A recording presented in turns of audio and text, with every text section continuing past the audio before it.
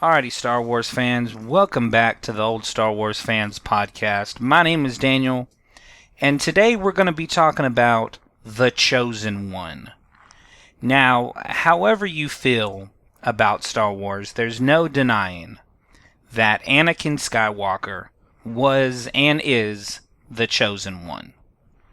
However, in my opinion, I feel that the Jedi Council and also Sidious didn't really understand what that meant.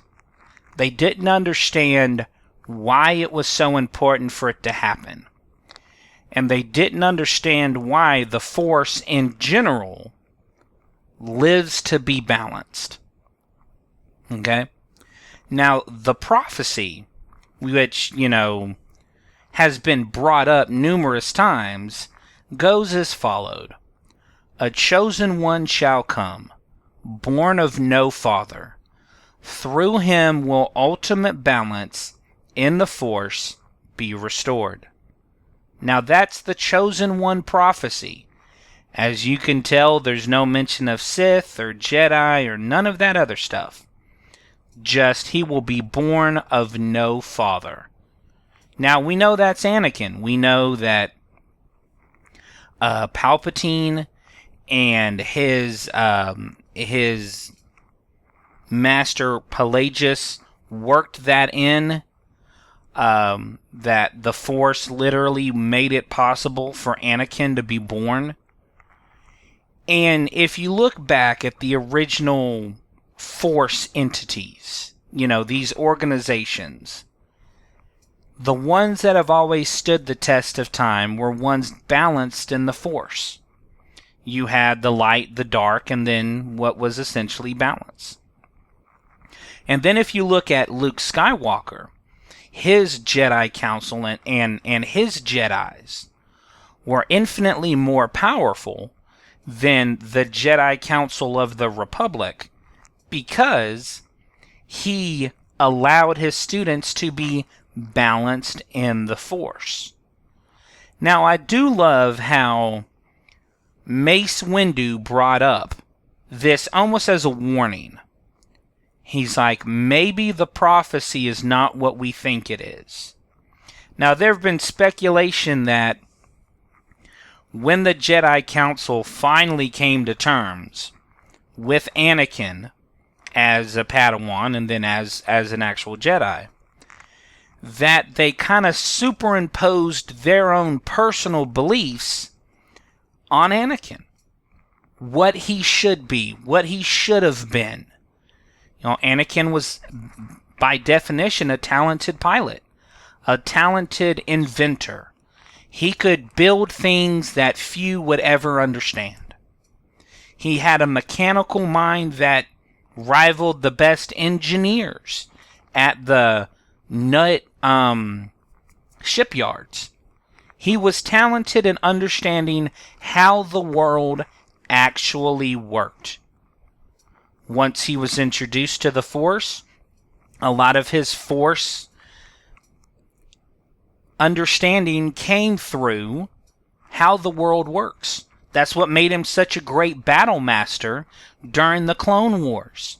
He knew how the droids worked. He knew how the tanks worked. He knew how to understand machines. And not only that, but because he was a slave, because he saw the worst of the universe, he understood how vile and how violent the world actually is. Now, that later kind of fed into his own fear and depression. But for Anakin, he was always led in the world as to how it was. And that's how the Force really exists. The Force lives within, according to the lore, all living things. And that living thing has a choice. It has free will. So Anakin took a very practical approach to the Force, to the Jedi teaching. However, the Jedi Council and the Jedi Masters expected him to have this philosophical, scholarly, almost monk-like knowledge. They wanted to see new, different. They wanted to be, they expected him to be almost like, Christ at the temple, expounding on the doctrine that was the Force.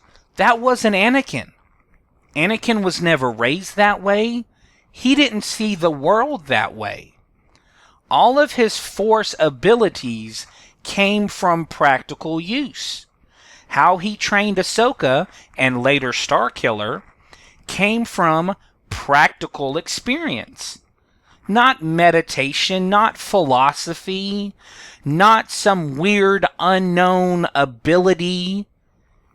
He was what the Jedi used to be. Practical. That's why Anakin was such a hero in the Senate, to the clone army, and even to other planets, because he was touchable. He was obtainable. People could look to him and see a regular guy, as opposed to the brown-robed, hooded, almost monk-like, almost sanctimonious Jedi. He was the everyday guy who happened to be a Jedi. He fought for truth, justice, and the planet's way of life, as opposed to the greater good. And because of that, he bucked against the Jedi code of conduct. I mean, for thousands of years, they philosophized on what the Force should be, how the Force should react. But they were wrong. The Force thrives in balance. Nature thrives in balance.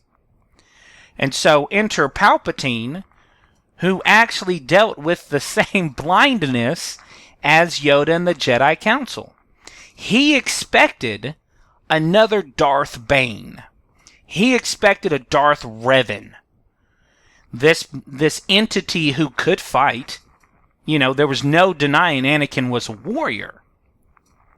But Palpatine wanted someone else like him, who delved into the dark, hidden pockets of the dark side of the Force. The sorcery, the magics, the philosophy, all of that. That wasn't Anakin. Even as Darth Vader, that wasn't Darth Vader. Everything Vader did came from a stance of practicality. How did he use the Force? He used it to move his suit. How did he train? He trained as if the suit were weights on his person. He took a very practical approach to the dark side, which is why he was able to be saved. He was able to pull himself out of that depression of the understanding that he killed his wife and potentially his child. Excuse me. But he did everything practically. He saw the depression as, this isn't really going to help me. How can I help myself? My master has abandoned me. The Jedi are dead. My wife is dead. What am I going to do? How can I help myself? And so he took a very practical approach. How he fought was practical. He took a mix of what worked and what didn't, excluded what didn't, and became a bad A. The Jedi hunter. But it was this practicality that they failed to understand in the man.